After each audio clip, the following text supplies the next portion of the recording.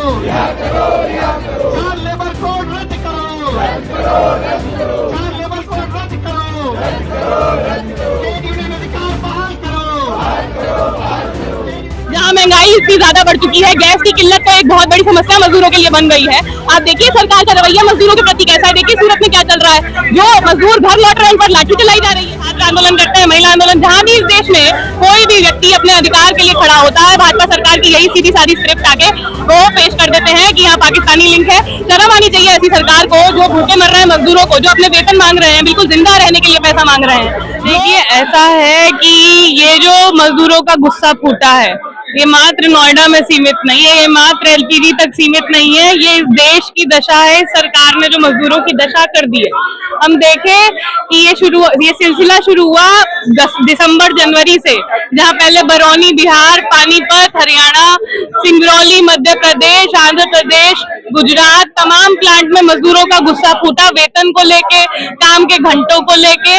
और ये आग जो है अप्रैल में आके नोएडा और मानेसर में लगी। ये बात कि ये पाकिस्तानी है या ये तो भाजपा सरकार की एकदम सोची समझी स्क्रिप्ट है।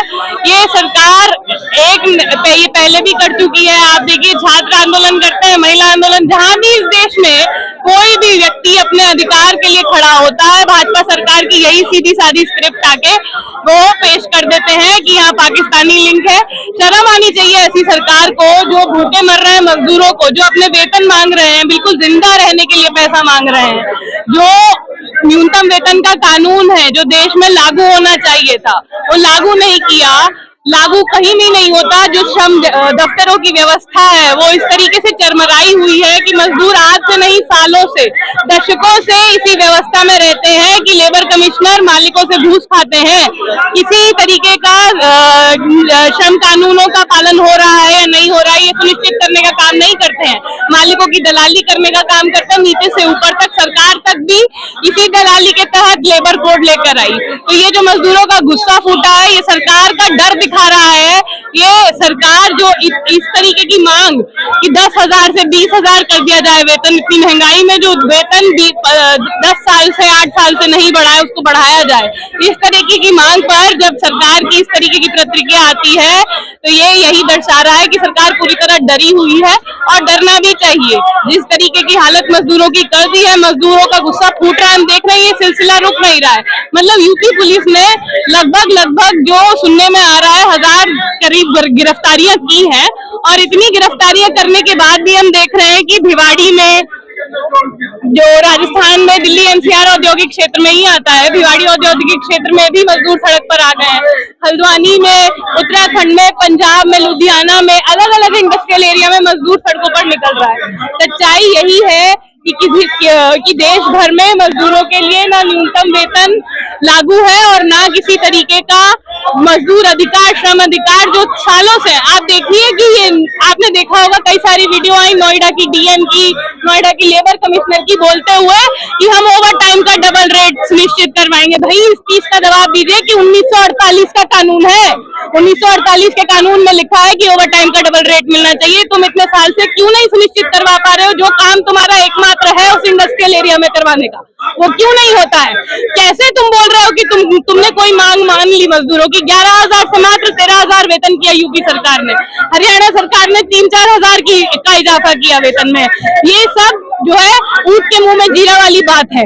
जहां महंगाई इतनी ज्यादा बढ़ चुकी है, गैस की किल्लत तो एक बहुत बड़ी समस्या मजदूरों के लिए बन गई है। आप देखिए सरकार का रवैया मजदूरों के प्रति कैसा है। देखिए सूरत में क्या चल रहा है, जो मजदूर घर लौट रहे हैं उन पर लाठी चलाई जा रही है। ये सरकार पूरी तरह से देश के मजदूरों को गुलाम बनाने की ही साजिश और उनके खिलाफ काम करने की साजिश कर रही है।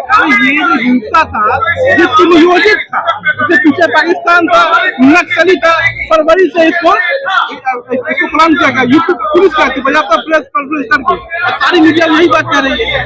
देखिए ऐसा है कि जो मजदूरों के ऊपर सालों से हिंसा हो रही है, उस हिंसा के बारे में बात ना करके जो गुस्सा फूटा, जो यहाँ पर चीजें हुई नोएडा में, मानेसर में, ये पहली तो सोची समझी साजिश थी। जो नीचे पुलिस प्रशासन है, जो कंपनियां हैं, इनकी मिली भगत थी ये आपको कई मजदूरों के बयान में, और ये सालों से स्क्रिप्ट भी रही है। पुलिस प्रशासन ने मानेसर में, नोएडा में, ये कोई नया चीज नहीं है कि कंपनी मालिकों के साथ मिलके बाउंसरों को बुलवा के पहले अराजकता पैदा की जाती है, पहले मारपीट शुरू की जाती है, पहले बाहर के लोगों से बुलवा के गाड़ियां तोड़वाई जाती है, और उसके बाद शांतिपूर्ण प्रदर्शन को भंग करने की साजिश रची जाती है, उस पर लाठी चलाई जाती है, उसको खत्म किया जाता है, दमन किया जाता है। ये सोची समझी स्क्रिप्ट है। पुलिस के द्वारा व्हाट्सएप ग्रुप बनाए गए, उसके बाद उसमें मैसेज डाला गया कि हिंसा कर दो, आग लगा दो। देखिए, ऐसा है कि पुलिस ये सब बयानबाजी जरूर कर रही है, पर पुलिस ये क्यों नहीं कर रही है कि इतने सारे जो गिरफ्तारियां करी हुई है, जिनकी लगातार मांग हो रही है कि एफआईआर, अभी मात्र 60 लोगों के नाम आए हैं नोएडा की एफआईआर में, 55 से 60 लोगों के नाम आए हैं, तो जो 1000 लोग अगर आपके पास सारा सबूत है, अगर आपके पास सच में सारी क्या कहते हैं ये दोषी है, ये इन लोगों ने समस्या की, तो क्यों नहीं पेशी कर रहे हैं मजिस्ट्रेट के सामने? क्यों जो है धारा 163 का 171 का इस्तेमाल करके उनको इंडेफिनिटली डिटेन करने की जो है लगातार साजिश चल रही है, मजदूरों को अंदर मारा पीटा जा रहा है, क्यों ऐसे कर रही है? पुलिस के पास अगर व्हाट्सएप ग्रुप है, सबूत है, तो पेशी करके केस खत्म करे, जो मजदूर अंदर है उनको रिहा करे, जिनको सजा होनी है उनको सजा दे। ये सब पुलिस बेबुनियादी बातें जो है हवा में, मीडिया में फेंक रही है, ताकि एक माहौल मजदूरों के खिलाफ बने। क्या 2000 जो बढ़ाया गया, क्या 2000 पर्याप्त है मजदूरों की, जो इस जितनी महंगाई बढ़ गई है? बिल्कुल भी, यही एक मैं बात जो मैंने कही थी कि हरियाणा सरकार ने पिछली वेतन वृद्धि 2016 में की, यूपी 2015 में की हरियाणा सरकार ने, 2016 में यूपी सरकार ने की। इतने सालों में महंगाई का जो दर बढ़ा है, इतने सालों में जिस तरीके की परिस्थितियों में मजदूर पहुंच गए, किराया दिन पर दिन बढ़ता है। आप देखिए, नोएडा में, मानेसर में रहने का किराया मान लीजिए 5 से 6 हजार से कम कोई किराया नहीं दे रहा है मजदूर, उसमें 10,000 12,000 का वेतन। आप देखिए, 10,000 12,000 का वेतन पाने वाले मजदूर जब 5,000 6,000 किराया भरने पे मजबूर होंगे, जब गैस के लिए इतना पैसा खर्च करने के लिए मजबूर होंगे, तमाम खाद्य पदार्थों से लेके हर जो जीवन जीने की जरूरत है उसमें इतनी महंगाई आई है कि एक जो टर्म होता है रियल वेजेस, अगर आप देखें कि महंगाई के अनुपात में वेतन का बढ़ोतरी हुई है या घटी है, तो आप पाएंगे कि पिछले 3 दशकों में जो रियल वेजेस हैं भारत के अंदर केवल घट रही हैं। लेकिन कुशल कर्मचारियों को वेतन नहीं मिल रहा है ना, कम से कम जो कुशल कर्मचारी उनको वेतन ज्यादा बढ़ा, अनस्किल बताया जा रहा है ना उनको। अनस्किल्ड, देखिए, जो मिनिमम वेज का कानून है, जो न्यूनतम वेतन का कानून है, उसका आधार ये है कि इससे कम काम पैसा देने पर काम करवाना या गुलामी के बराबर है। इससे कम पैसा देकर काम करवाना गुलामी के बराबर है। सुप्रीम कोर्ट का साफ साफ आदेश है कि जो भी मालिक न्यूनतम वेतन नहीं दे सकता है, उसको कोई अधिकार नहीं है अपना काम डालने का, फैक्ट्री डालने का। ये सुप्रीम कोर्ट का लैंडमार्क जजमेंट है जो ये कहता है। लेकिन उसके बावजूद अनस्किल्ड वर्कर को भी जितना न्यूनतम रेट तय है उतना नहीं मिलता है। दिल्ली में ही आप देख लीजिए, जो अनस्किल्ड वर्कर का रेट तय है 18,000 है। आप जाइए नरेला औद्योगिक क्षेत्र, बवाना औद्योगिक क्षेत्र, मंगोलपुरी जाइए, देखिए महिलाएं 6-6 हजार में काम कर रही हैं। जो पुरुष हैं वो मात्र 8,000 10,000 में 12-12 घंटे काम कर रहे हैं। न्यूनतम वेतन कहीं लागू नहीं है। कोई फैक्ट्री इंस्पेक्टर नहीं है जो जाके इंस्पेक्शन करता हो, कोई श्रम दफ्तर नहीं है जो किसी भी तरीके की कार्रवाई करता हो इन औद्योगिक क्षेत्रों में।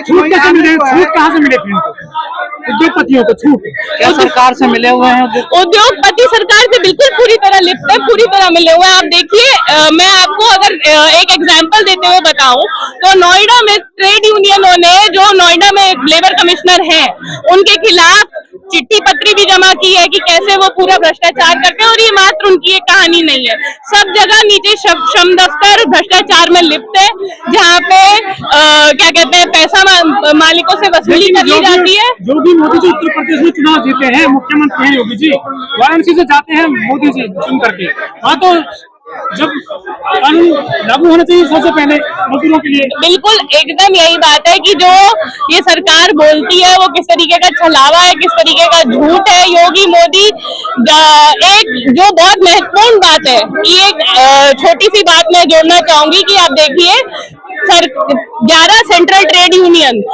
जब से लेबर कोड पार्लियामेंट में आए तब से उसके खिलाफ तमाम हड़तालें, तमाम विरोध कर चुकी है, लेकिन सरकार ने ना तो सेंट्रल ट्रेड यूनियन से कोई वार्ता की और उसके साथ साथ जब 21 नवंबर को लागू करने की नोटिफिकेशन निकाली और 1 अप्रैल तक, तो सरकार ने तमाम झूठा प्रचार में चलाया कि इतना वेतन मिलेगा, इतनी ग्रेजुटी चलेगी मीडिया के माध्यम से। और आप देखिए सब जगह पर मजदूरों को यही जो झूठा प्रचार मोदी सरकार का था वही लौट के सरकार को तंग करने आया है। जब मजदूर पूछ रहा है कि कहाँ वेतन बढ़ा 1 अप्रैल से बढ़ने वाला था, कहाँ अधिकार मिले। क्या लगता है पूरी दुनिया के मजदूर इकट्ठा किया जाएगा इस लड़ाई के लिए? समय आ गया है। देखिए इस बार का मई दिवस जरूर ही महत्वपूर्ण होने वाला है, क्योंकि हम देख रहे हैं कि मजदूर आंदोलन की लहर जो देश भर में चल रही है वो एक दिशा ले रही है और उस दिशा को आगे बढ़ाने का काम ट्रेड यूनियनें कर रही हैं।